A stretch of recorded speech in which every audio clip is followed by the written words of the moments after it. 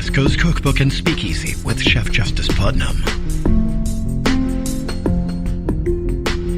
Netrootsradio.com.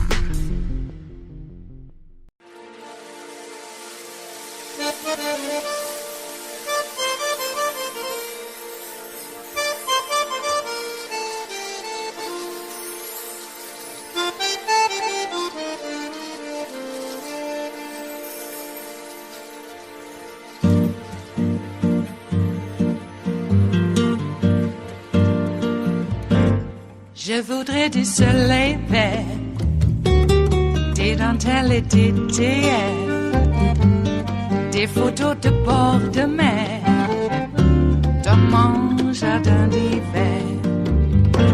Je voudrais de la lumière, comme en Nouvelle-Angleterre. Je veux changer d'atmosphère, dans mon jardin d'hiver. Ma fleur sous la pluie de novembre, tes mains qui courent, je n'en peux plus de t'attendre. Les années passent, il est long, là je tombe. Nul ne peut nous entendre. Je voudrais du Fred Astaire, revoir un latte. A new restrictive voting law is already in place in Georgia, but corporate America is working to prevent more states from passing similar ones. Legislative measures limiting ballot access are now moving through 47 state houses right now. The CEO of Levi is an iconic American company. It's been around for nearly 170 years, existing through slavery and Jim Crow, now releasing a statement saying these bills aren't only racist, they represent a significant step backward for us here in the United States. With me now is Chip Bergh, the president and CEO of Levi Strauss & Company. Chip, good morning and thank you. Thank you for having me, Poppy. You say that these bills and what we just saw pass in Georgia are racist. I wonder this morning what your message is to Mitch McConnell, Governor Kemp, who say they're anything but that. What do you say?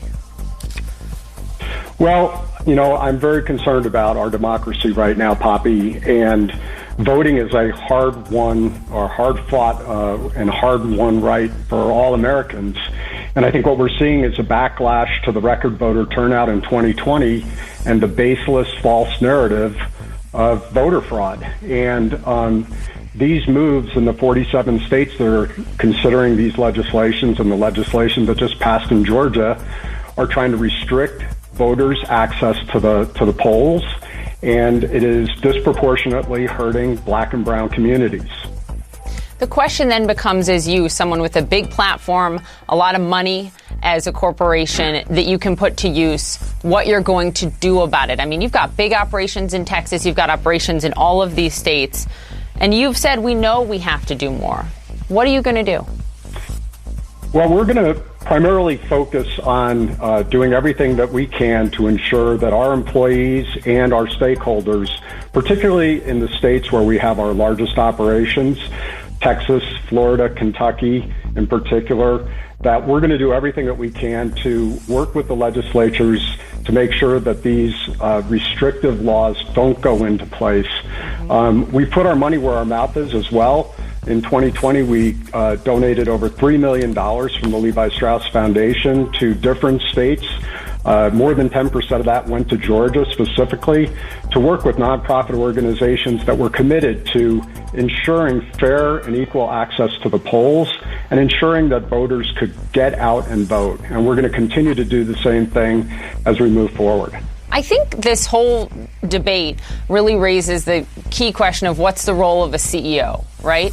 What's your job beyond your company's bottom line and profit? And you've always lived by the MO. It's always do the harder right, not the easier wrong. When you stood up on guns and took a stand on trying to end gun violence, you got death threats, and there were police outside of your family home escorting your child to school. I can't imagine that as a parent.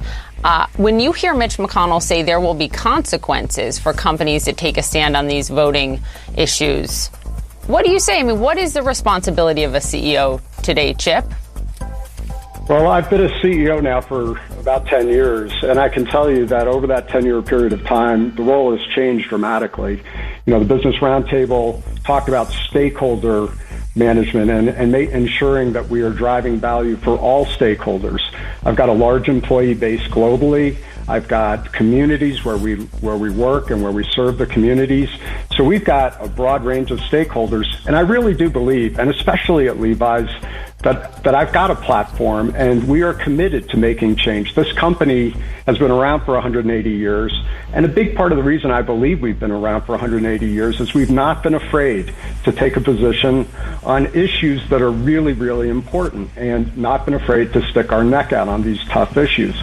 You know, when it comes to gun control, gun violence is ripping this country apart, and it's almost every single day you're hearing about another incident. And so this is important to us as a country.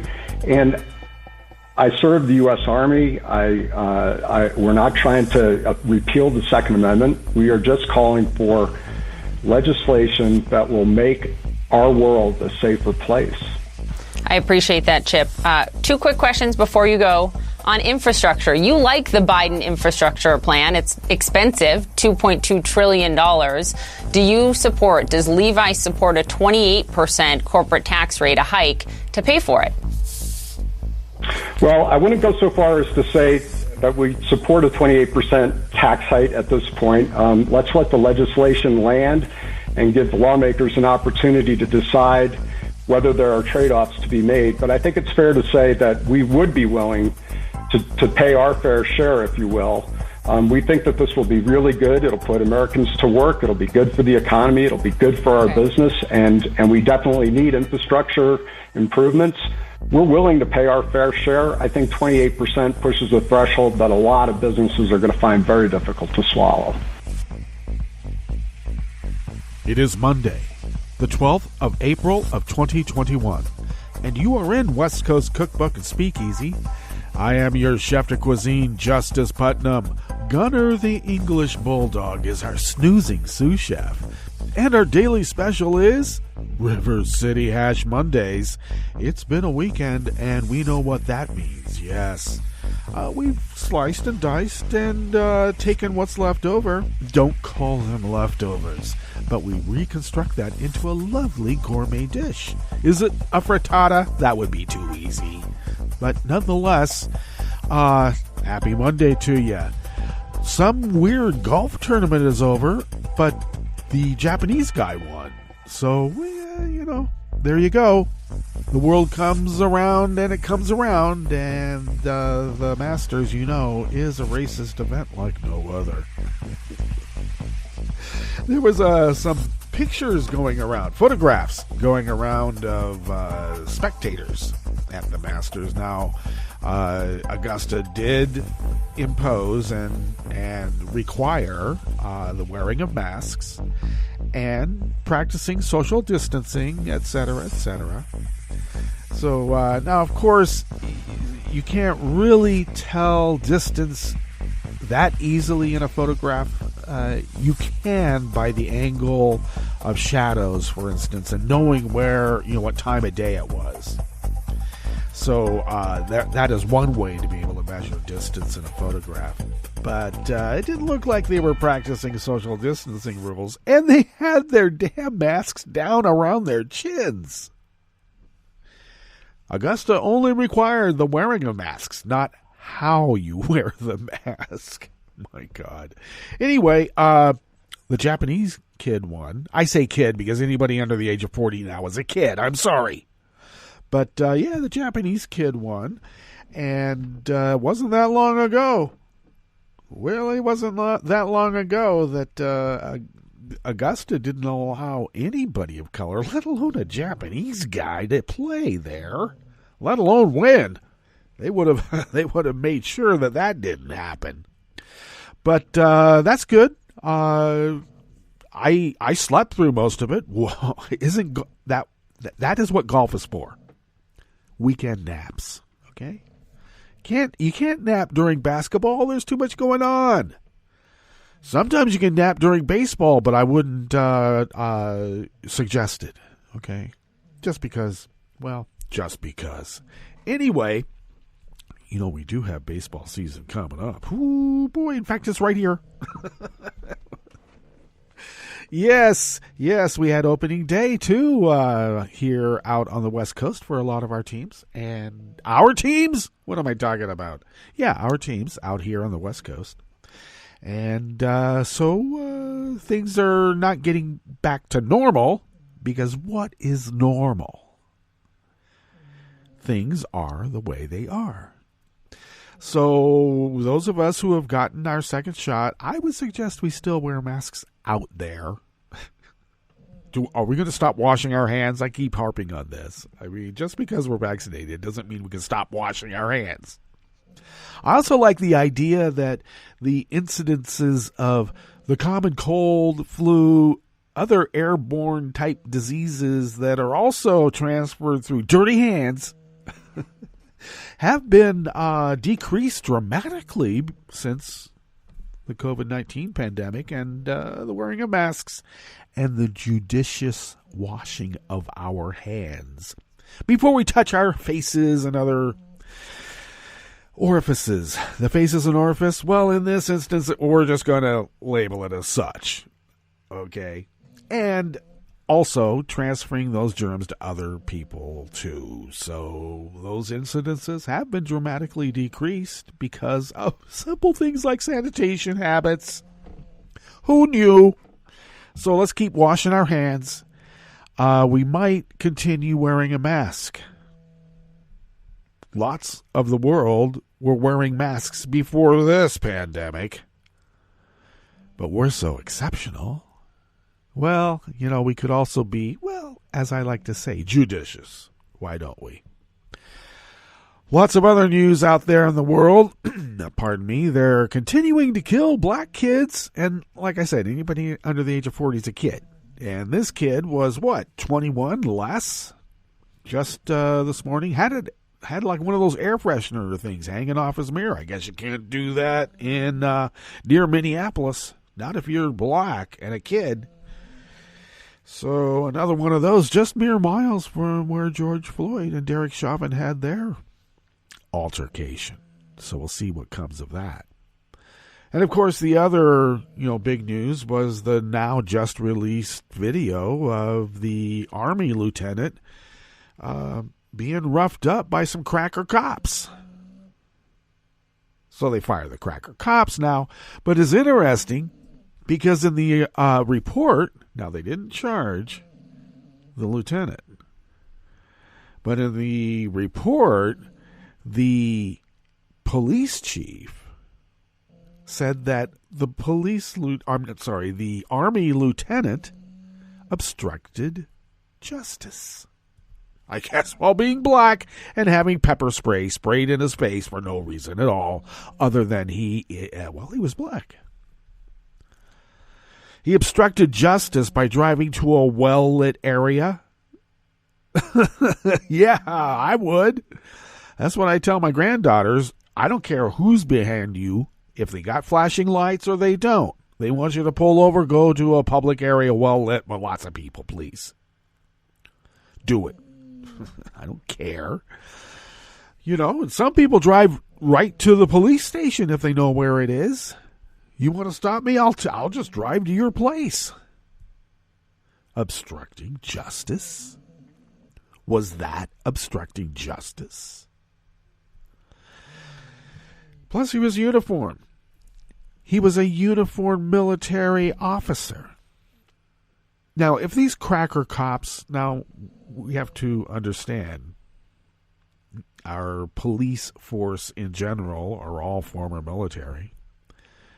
In many instances, they come from the battlefield, and mere months later or half a year later, they're right there patrolling our streets after being in war zones. That's one way to decompress, isn't it? Anyway, our police force is full of former military. So if these cracker cops were in the military, which we should presume they were, they would have been outranked by this Army lieutenant. Is this their way of getting get back because some black guy rose to a position of authority? And how dare they do that? When everybody knows we whining complainers, I know that's redundant, but, they are, aren't getting what's due them. And whatever that is, I don't know. Whatever it is they want, they think they're due, and they don't have to work for it. And then whine and whine and whine about all these immigrants coming here, working so much harder than me, it's making me look bad. Well, welcome to America, pal. Pull yourself up by your bootstraps. Your dad did. What's wrong with you? Yeah, they don't like hearing that either. What's on the rest of the menu here in the Bistro Cafe of West Coast Cookbook and Speakeasy as we start off on this River City Hash Mondays? Well, that was Levi CEO Chip Bergh. Yeah, they issued a sharp message to Moscow Mitch about voting rights and a few other things, too. Though it is telling. Yeah, we're willing to pay our fair share, but just not above 28%. No way. Well, we're not talking about effective tax rate, okay? Because you got all those write-offs, and we want to see how much you're actually paying and get you back up to what, corporations are people too, my friend. All right, well, nonetheless, getting back to the idea of voting rights in corporations and how all the right wing is just aghast that these corporations would dare speak up when they're people, my friends. So it's not the corporations. The corporations have employees. And they would like to have a safe workspace to be able to work in, to be able to put out a product, and for the corporation to make money and then pay taxes. And with that, apparently, according to Citizens United, there has to be some representation for that entity. And money talks. Sometimes it swears. I would say sometimes it talks. It mostly swears. But so now the right wing wants to get rid of Citizens United. And I'm like, do you promise? Anyway, it's telling that the CEO of Levi's, with all their social warrior justice stuff going on, still doesn't want to, we're not talking about effective tax rates here. Okay? 28%? It was higher. Let's just remember it was higher. On the rest of the menu, and here's another instance of the monster reading itself. The Nevada GOP censored the Secretary of State, the only Republican in an office, statewide office, by the way. And they censored her for certifying the election for Biden. You just don't do that when Nazis are trying to take over the government. You just don't do that. Wait until the night of the long knives happens. Well, we're doing it, softly right now. Anyway, more than 100 top executives and corporate leaders met online over the weekend to discuss their response to the onslaught of restrictive voting laws. Now, there's more than just the Levi guy. And Biden called for funding to investigate white supremacist beliefs among the various U.S. immigration enforcement agencies. After the break, we move to the chef table, where thousands in Serbia rallied on Saturday, demanding that the government protect the environment. And with Ramadan beginning tomorrow, Tuesday, the French government condemned the defacing of an Islamic cultural center in Rennes, France. All that and more on West Coast Cookbook and Speakeasy. Bon appetit.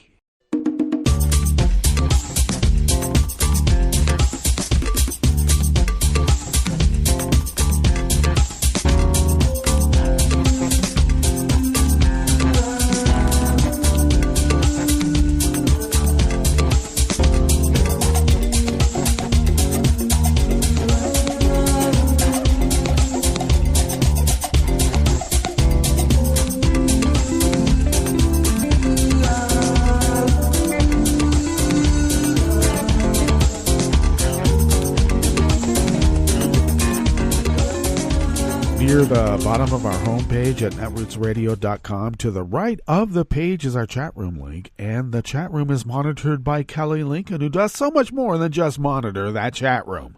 Thank you, Kelly. If you would look across the page that is near the bottom of our homepage at netrootsradio.com, you will then hopefully locate the link to our Patreon page. And if you, as others have already, if you could afford an espresso-type coffee drink and send those funds to us once a month and become a recurring Patreon of Netroots Radio, we stretch those dollars with the dollars that we have that we pull out of our own wallets because we do that. We're not trying to make money here. We're trying to fulfill our civic duty. Anyway, we stretch those dollars beyond compare, even on the quantum level. Yeah, we leave no strange quark unstretched. And now muons too. Gluons and muons. We stretch them beyond their filament stage into infinite little dots. And even beyond that too, apparently, because we've been able to do this for 10 years now this year. 10 years of continuous 24/7, 365 broadcasting on Netroots Radio. Okay? This whole appeal for money is to, keep the radio station going. And that takes actual machinery and software. They make you pay for software. I've looked at all the open source stuff, okay? But anyway, they make you pay for it. And with your help, we've been able to do that for these last 10 years. And thank you for your generosity in doing so. If you would like to follow Netroots Radio on Twitter, go to @NetrootsRadio. Tom takes care of that and a whole lot more than just take care of that Twitter feed. Thank you, Tom.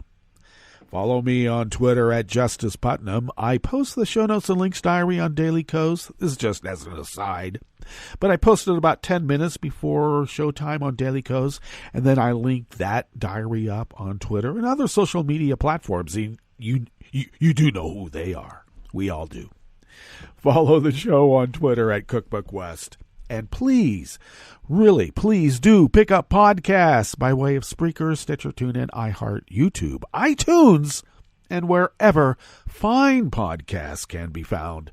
Mixed in with all the rest of us, because they still do. They still mix them all in. And we're in there too. Down in the W's.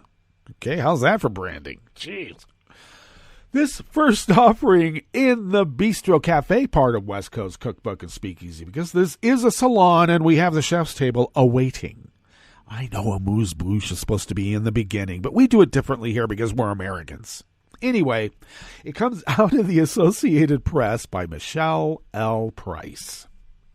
Nevada's Republican Party voted to censure the Secretary of State, accusing her of failing to fully investigate allegations of fraud in the 2020 election. Yeah, they investigated it, but according to the QAnon freaks, not fully. She says there was no widespread fraud and that her own party is attacking her for refusing to, quote, put my thumb on the scale of democracy, end quote. Barbara Chegavosky, the only Republican statewide office holder in Nevada, said members of her party are disappointed with the election results and believe fraud occurred despite a complete lack of evidence to support that belief, because it's all fake, all of it. This whole life is fake. It's like a simulation. It's some weird Brouillard novel. Chavatsky, who has overseen elections in the state since 2014, has repeatedly defended the results as reliable and accurate, despite attacks from Trump and other Republicans. Nevada is among the states where former Trump sought to subvert results from the November 2020 election with lawsuits and conspiracy theories. President Joe Biden defeated Trump in the western swing state by 2 percentage points, or nearly 34,000 votes. Regrettably, members of my own political party have decided to censure me simply because they are disappointed with the outcome of the 2020 election. While I have been loyal to the Nevada Republican Party during my over 2 decades as an elected official, I have been unwavering in my commitment to oversee elections and administer Nevada's election laws in a neutral, nonpartisan manner, she said in a statement yesterday, Sunday. My job is to carry out the duties of my office as enacted by the Nevada legislature, not carry water for the state GOP or put my thumb on the scale of democracy. Unfortunately, members of my own party continue to believe the 2020 general election was wrought with fraud and that somehow I had a part in it, despite a complete lack of evidence to support that belief. They went to court 61 times. They lost 60. The only one they won is that a judge allowed them to stand 6 feet from someone to intimidate them in the counting rooms versus 10 feet. Okay. A GOP official who was unauthorized to speak publicly confirmed to the AP that the measure passed on a 126-112 vote by the party's governing members at a meeting in the state capital, Carson City. Jessica Hansen, the executive director of the state GOP, sent a statement from the party noting that the censure vote on Saturday passed narrowly and said it occurred following a healthy debate over the election. Healthy debate? In March, Nevada Republican Party Chairman Michael McDonald presented 4 boxes to Chavatsky's office that he and other Republican leaders said contained proof of more than 120,000 instances of voter fraud. But Chavatsky said after reviewing the reports, there were only 3,963 election integrity violation reports submitted. Her office said a number of those reports were already under investigation by her office, and it was reviewing the other reports to determine if an investigation was warranted. The Secretary of State allows people to fill out the 2-page election integrity violation forms when they believe they have witnessed people breaking the election laws, which staff subsequently investigate.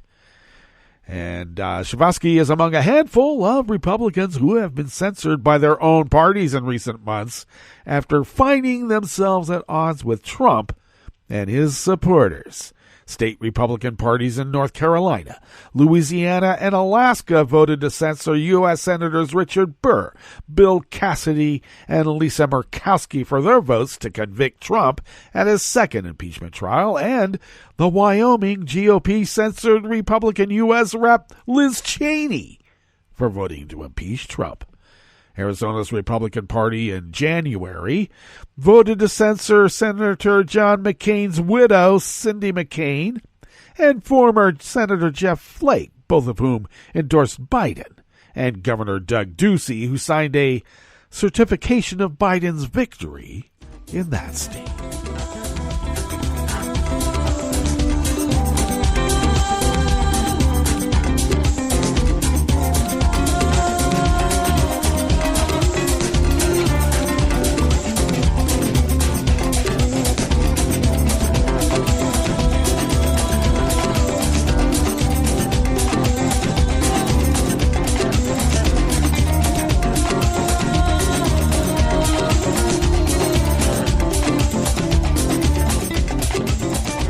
Anonymous staff at the Associated Press bring us this next offering here on the Bistro Cafe of West Coast Cookbook and Speakeasy River City Hash Mondays. More than 100 top executives and corporate leaders gathered online this weekend to discuss their response to restrictive voting laws under consideration in several states and already enacted in Georgia, according to a statement from organizers of the meeting. The statement did not identify the participants, but the Washington Post reported that the meeting included executives from major airlines, retailers, and manufacturers, and at least one National Football League owner. Without offering specifics, the statement issued by the Yale School of Management and 2 other civic groups noted that CEOs indicated readiness to act individually and collectively to shore up American democracy and ensure Americans have access to a world-class voting system. Well, I like to think world-class means paper ballots. but that's just me. Such actions could include halting donations to politicians who support the bills and even delaying investments in states that pass the restrictive measures, according to Jeffrey Sonnenfeld, a Yale management professor and one of the organizers. The Wall Street Journal, citing unnamed sources who attended, reported that Kenneth Chenault, the former executive of American Express, and Kenneth Frazier, CEO of Merck, urged dozens of leaders to collectively call for greater voting access. Chenault and Frazier warned businesses against dropping the issue and asked CEOs to sign a statement opposing what they view as discriminatory legislation on voting. The new statement could come early this week and would build on one that 72 black executives signed last month. A number of companies and their leaders have spoken up on the issue in recent weeks, while Republican lawmakers, as Senate Minority Leader Moscow Mitch McConnell, have decided such action, and many activists and others say big businesses hasn't gone far enough. More than 350 different voting bills are under consideration in dozens of states, according to a tally from the Brennan Center for Justice.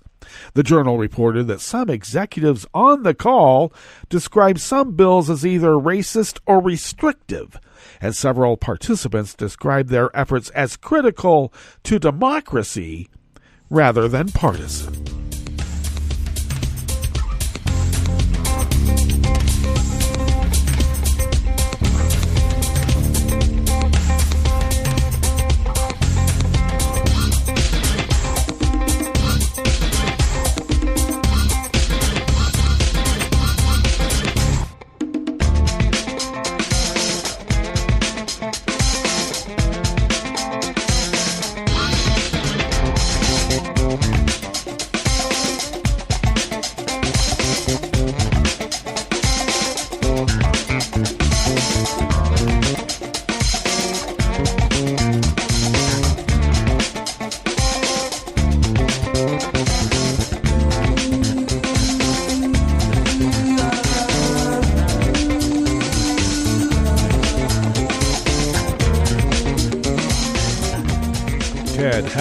And Mika Rosenberg of Reuters bring us this final offering here in the Bistro Cafe of West Coast Cookbook and Speakeasy. President Joe Biden called for funding to investigate complaints of white supremacist beliefs at U.S. immigration enforcement agencies in his first budget request to Congress, but officials offered no explanation for what prompted his request. The Biden administration is asking Congress to increase the funding level for workforce oversight offices within the U.S. Customs and Border Protection and U.S. Immigration and Customs Enforcement to $470 million, a 22% increase over the current level for the fiscal year that begins in October. The additional funding would ensure that workforce complaints, including those related to white supremacy or ideological and non-ideological beliefs, are investigated quickly, according to a summary of Biden's budget proposal. It was unclear whether any specific incident sparked the call for the increased funding. The U.S. Department of Homeland Security and the White House did not immediately respond to requests for comment over the weekend. Representatives at the Border Patrol and ICE unions did not immediately respond to requests for comment because they're all a bunch of Nazis anyway. The Biden administration has made battling domestic extremism a priority. An October 2020 DHS report said domestic violent extremists, including white supremacists, pose the most persistent and lethal threat to the United States. So, I don't know.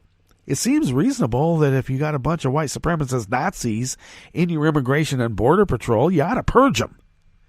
I know Ben Shapiro and all the others are going to be whining, and Tucker Carlson's going to be whining. They're trying to get rid of real Americans. No, they're not. They're getting rid of Nazis. Border Patrol faced scrutiny in 2019 when media outlets exposed racist and misogynistic comments posted to a private Facebook group for current and former agents. Posts included jokes about the deaths of migrants and sexually explicit comments referring to Alexandria Ocasio-Cortez and Biden. The budget summary released on Friday did not make a similar funding request for the U.S. military, which has also faced concerns over white nationalism and other extremism in its ranks. Defense Secretary Lloyd Austin is under pressure to show progress fighting extremism after current and former military service members were found to have participated in the January 6th attack on the U.S. Capitol. Now, I should add here that the Joint Chiefs and the military across the board are having what is known as a stand down, in which they are going through the ranks to find out who the Nazis are. John Sandwig, an acting ICE director under former President Barack Obama, said while complaints should be investigated, Biden's decision to single out CPB and ICE employees risk sparking opposition from agents and officers. Well, I would think the ones who are Nazis would be very opposed to this, now wouldn't they? And Joe is only acting upon complaints within the workforce itself. Let's remember that. Broadly increasing funding for the internal offices that probe workplace complaints is a good idea, though, Sandwig said. Roy Villarreal, a former chief patrol agent with the U.S. Border Patrol in Arizona, said he was disgusted by Biden's decision to single out his former agency. Villarreal, who retired in December, oh, really? When Trump was no longer president, you knew the die was cast? Well, he said he supports rooting out the bad apples, but said there is not widespread white supremacy and racism at Customs and Border Patrol, because you know why?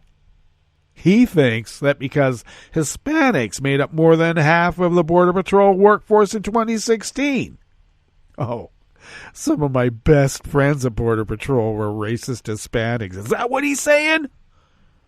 Some advocacy groups have called for greater oversight of U.S. immigration and enforcement agencies, however.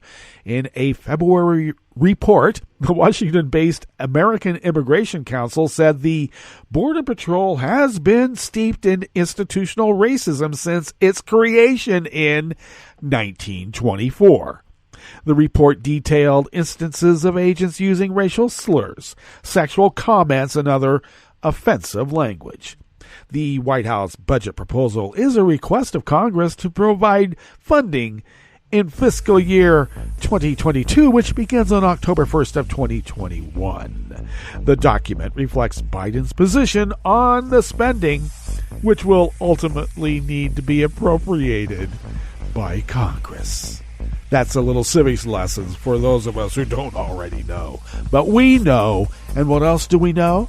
We know it's time for us to go to our break.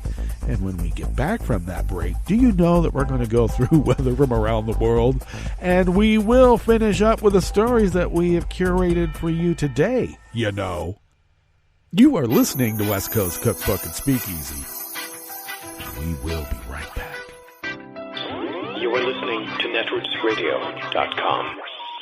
Please hang up and try again.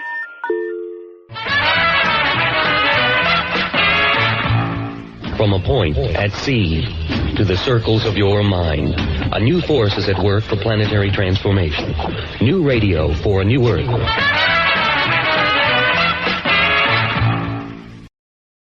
This is Take Two Movie Review. I'm Kim Lowe. This week, Dressed to Kill, literally. Horror satire is not a new genre. However, horror is satire sending up capitalism from the aspect of economic and environmental justice is pretty fresh, and for this reason, the new Canadian horror film Slacks deserves a look. Set in a non-pandemic 2020, Slacks follows a day in the working life of Libby, a new retail hire who's thrilled to have landed a position at the uber-hip chain store CCC. Unlike other stores, it's suggested that at CCC, people can shop their way to saving the earth and look cool doing it. Libby's first day just happens to be the day before the launch of an ultra-cool line of jeans, which will not only make anyone look fabulous, but are also grown from fair trade organic cotton and sewn under humane conditions. If it sounds too good to be true, we soon learn that it is. Straight out of real life, it seems that CCC contracts both the factories and the fields from where the products and materials originate and doesn't actually know how the workers are treated. But hey, it makes for good advertising, as evidenced by the excitement over a scheduled appearance of a social media influencer whose approval could lead to huge profits for the chain. However, unbeknownst to all, one pair of the new jeans on the store's shelves is possessed by the angry spirit of a contractor who died under gruesome circumstances and is bent on revenge. Director Elza Kephart revels in the low-budget look that have made slacker retail films hits in the past, but unlike those, the issues raised in slacks leave you to wonder, who's really making and paying the price for your discount clothes? It's a haunting question that has nothing to do with the supernatural. This has been Take Two Movie Review. I'm Kim Lowe. Catch up with us at take2moviereview.com and feed us back on our channel on YouTube.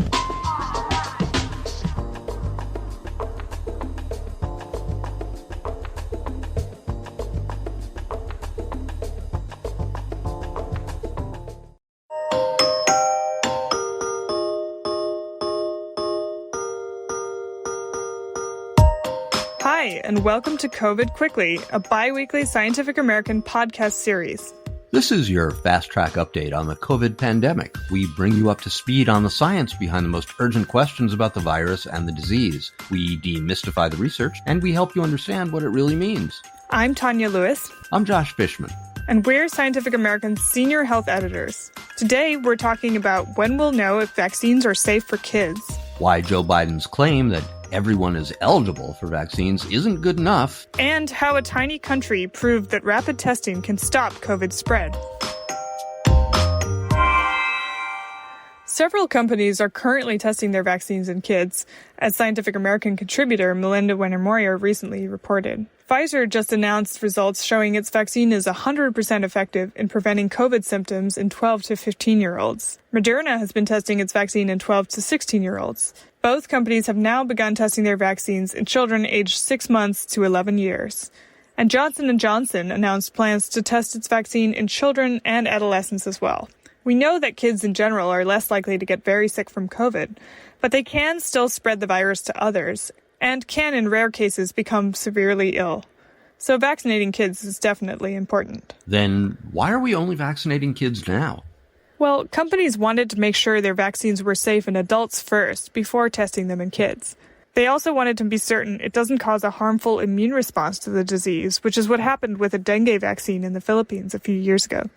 They also want to get the dosing right. But COVID vaccines could be available to kids aged 12 to 16 as early as this summer, for 5 to 11-year-olds by early next year, and for babies and toddlers sometime after that. On Tuesday, President Joe Biden said that everyone in the U.S. will be eligible for a vaccine on April 19th. But Josh, you don't think that's good enough?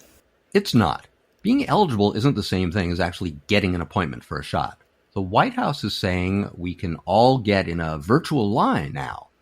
Biden said, no more confusing rules. Well, eligibility rules have not been that confusing. The big mess has been finding an appointment for a shot, even when you are eligible. States have websites, counties have websites, there's CVS, there's Walmart, there's local hospitals and clinics. Hop from one to the other and they keep telling you there are no slots. Then appointments get released in the wee morning hours, and if you don't grab one at 5 a.m., they're gone.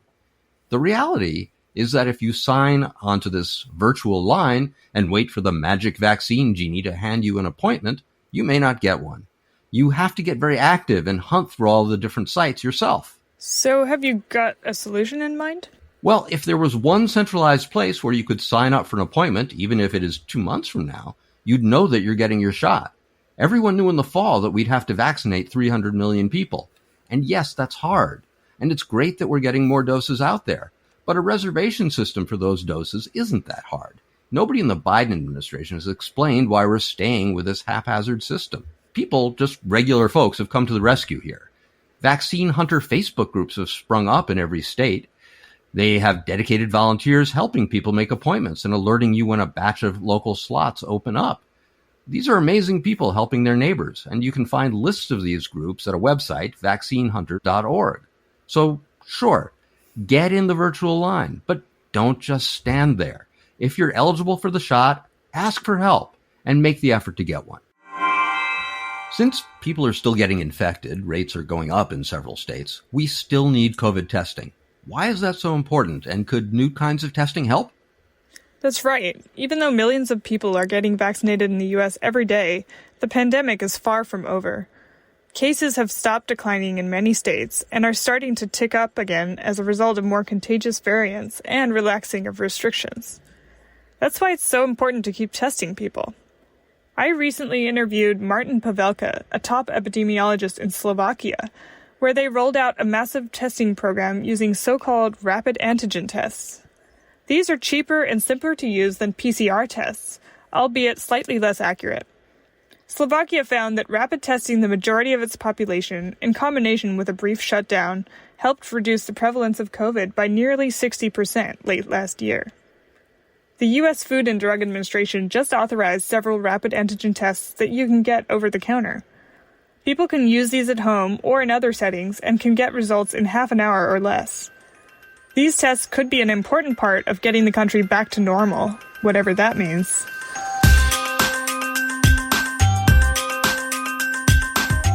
Now you're up to speed. Thanks for joining us. Come back in 2 weeks for the next episode of COVID Quickly, and check out SciAm.com for updated and in-depth COVID news.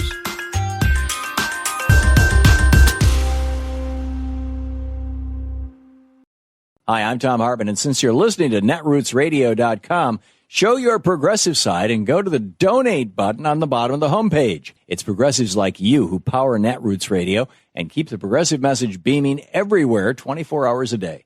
Just go to our donate button at the bottom of netrootsradio.com. Thank you for keeping progressive radio at full power.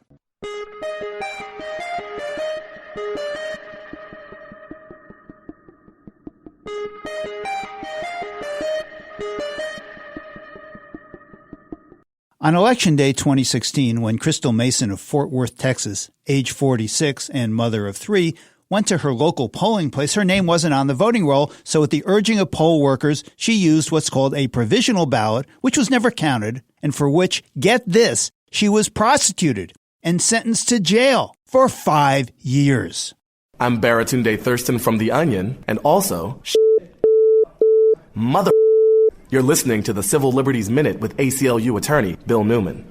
The reason that Miss Crystal's name was not on the voting roll was that she had served time for a federal offense and was still on what's called supervised release, and Texas law says you can't vote unless you've completed every aspect of a sentence. The prosecutors insisted that Miss Crystal should have known this because when she was in jail in 2012, the county sent a letter to her home with this information, the one place, as her lawyer put it, they knew she would not be. There's so much wrong here. Why should the 5 million people in the United States, including Miss Crystal, with prior criminal offenses be disqualified from voting at all? Why should people who make a good faith error and cast a ballot that might not be and wasn't counted be prosecuted? And how in life can these facts justify 5 years in jail? And what do we make of the fact that 3/4 of the tiny number of people per year prosecuted for voter fraud in Texas, like Miss Crystal, are people of color? The Civil Liberties Minute is made possible by the ACLU because freedom can't protect itself. I'm Rick Smith, and this is Labor History in 2. On this day in labor history, the year was 1937. That was the day the United States Supreme Court decided the case National Labor Relations Board versus Jones and Laughlin Steel Corporation. This case declared that the National Labor Relations Act of 1935 was indeed constitutional. Also known as the Wagner Act, it is a key statute that provides the legal basis for private sector workers to organize, collectively bargain, and to go on strike. Jones and Laughlin Steel, the fourth largest steel producer in the country at the time, had fired several workers trying to organize with the Steel Workers Organizing Committee in Aliquippa, Pennsylvania in 1935. The NLRB had originally ruled against the company and ordered the workers reinstated with full back pay. But J&L refused, arguing that the act was unconstitutional on the basis that the federal government did not have the right to regulate interstate commerce. In a 5-4 decision, the court ruled that labor management disputes did affect interstate commerce and thus were subject to federal regulations. Historian James Pope notes that the statute was upheld only after a massive wave of worker militancy, punctuated by the spectacular 6-week sit-down strike at General Motor plants in Flint, Michigan, demonstrated what might have happened if the court decided the case differently.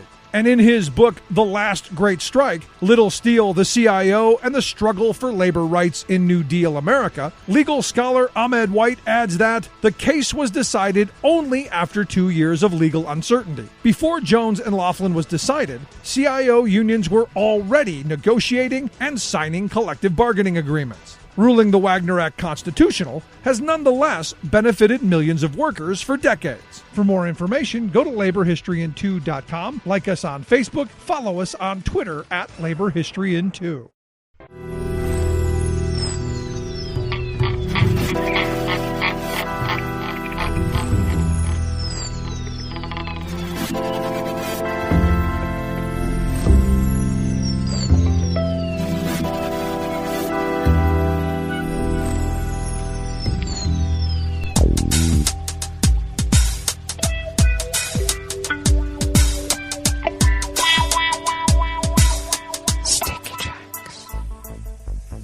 Thank you for accompanying us here to the Chef's Table at West Coast Cookbook and Speakeasy River City Hash Mondays. We always begin weather from around the world along the banks of the Rogue River, in the Rogue River Valley of Southern Oregon on the west coast of the continental United States of America, where it is currently 38 degrees Fahrenheit, expecting a high of around 73 to 75 with, warm days and cool, chilly nights for the foreseeable future. Looks like we'll be sunny for most of the day with winds out of the northeast at 5 to 10 miles per hour. Clear skies overnight with lows in the mid-30s, winds out of the northwest at 5 to 10. And generally sunny tomorrow with highs around 70 with winds out of the north at 10 to 15 miles per hour. Whoa. We did have a active freeze warning advisory. It was in place through the weekend, and we did have to take precautions and pull some hanging baskets and vegetables that have not been planted yet into the greenhouse and covered those that were already in the ground. Oops! Got to be careful about those late frosts and late freezes, indeed. Confirmed cases of coronavirus. Now, these are not the current totals. These are from late Friday, early Saturday. Now have increased, though, to 9,570, and we have 2 more deaths tabulated, bringing that total to 126. The updated current totals will be coming later today or by the end of Tuesday. Tomorrow. Pollen is rated as none right outside the window here in Rogue River proper. The air quality index for the Rogue River Valley region is good at 29 parts per million, and that daytime UV index is high at 6, so do take care. Barometric pressure is rising at 30.1 inches. Visibility is up to 9 miles, and relative humidity is at 92%. Weather from around the world is brought to you by a crowd of crowdsourced weather stations that are crowdsources from around the world. London is 48 and fair. Paris is 53 and sunny. Rome is 56 with a light rain. Kyiv is 51 and cloudy. Kabul is 63 and partly cloudy. Hong Kong is 72 degrees and clear. Tokyo is 57 and mostly cloudy. Sydney, Australia is 58 and fair. San Francisco, California is 48 and mostly cloudy. And New York is 48 degrees Fahrenheit and cloudy. And that is weather from around the world, brought to you by a crowd of crowdsourced weather stations that are crowdsources from around the world.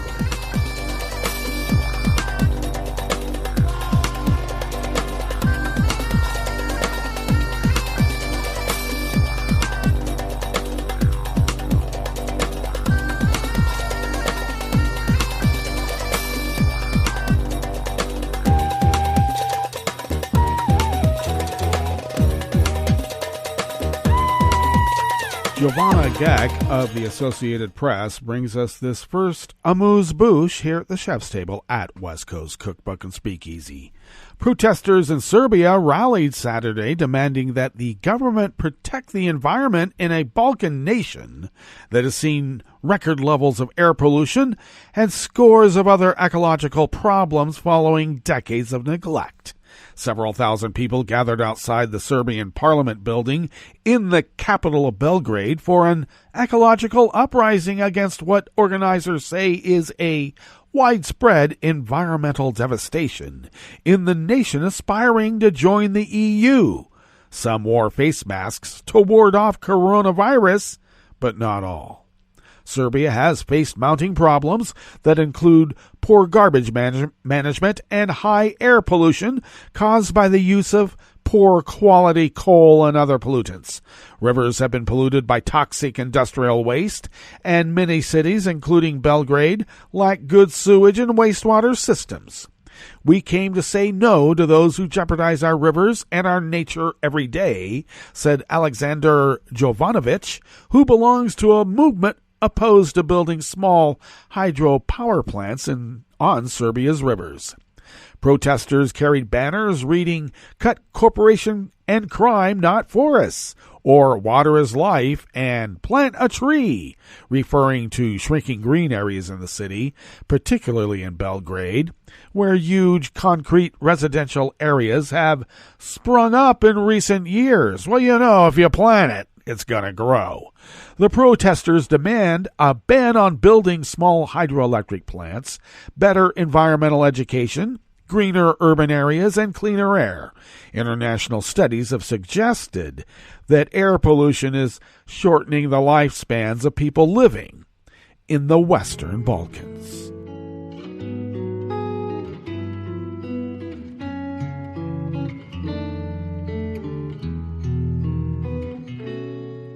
Je te donne ce mon amour pour la vie entière, la promesse de me trouver à tes genoux.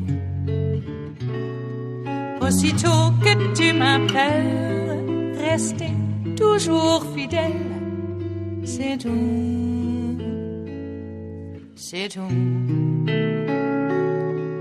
Je te donne tous mes printemps, mes étés de mer, mes automnes quand les feuilles tombent partout.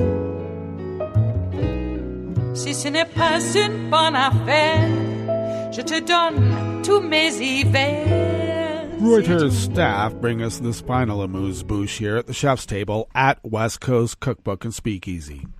The French government yesterday, Sunday, condemned the defacing of an Islamic cultural center in western France with Islamic slogans and said an attack on Muslims was an attack on the Republic. The tags, daubed on the side of a building used as a prayer room in the city of Rennes, were found shortly before the Muslim holy month of Ramadan, which begins in France on Tuesday tomorrow, which is pretty much today later on. Our time, of course. Interior Minister Gérald Darmanin said it was a disgusting attack against the fundamental freedom to believe in a religion and that Muslims deserve the same protection as any other religious group in France. Attacks against Muslims are attacks against the Republic, Darmanin said after he visited the site. Among the slogans scrawled on the building were "Catholicism, religion of the state," and "No to Islamification." The French Council of the Muslim Faith, one of the main groups representing Muslims in France, called the incident an unbearable aggression as Ramadan approaches and the face of a surge in anti-Muslim acts, and the group called on Muslims in France to be vigilant.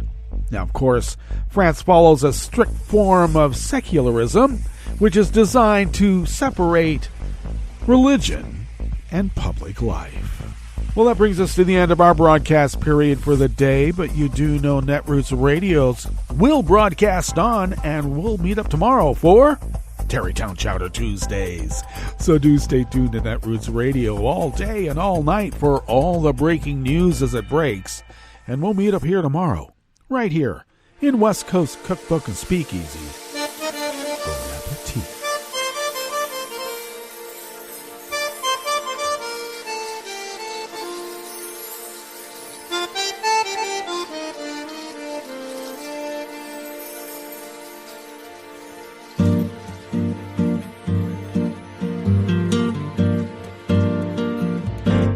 Je voudrais du soleil vert, des dentelles et des théères, des photos de bord de mer, dans mon jardin d'hiver. Je voudrais de la lumière, comme en Nouvelle-Angleterre.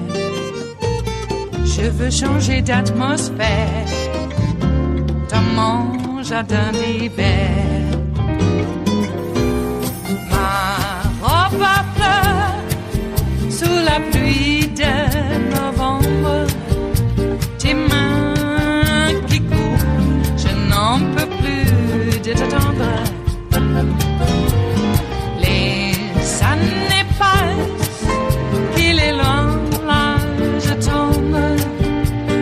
Nul ne peut nous entendre. Je voudrais du Fred Astaire, revoir un latte Goël. Je voudrais toujours te plaire, dans mon jardin d'hiver. Je veux déjeuner par terre, comme au long de golfe clair. T'embrasser les yeux ouverts, dans mon jardin d'hiver.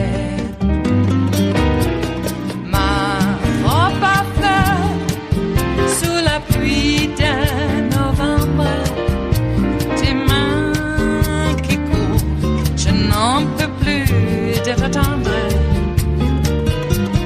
Les années passent, il est loin, là je tombe.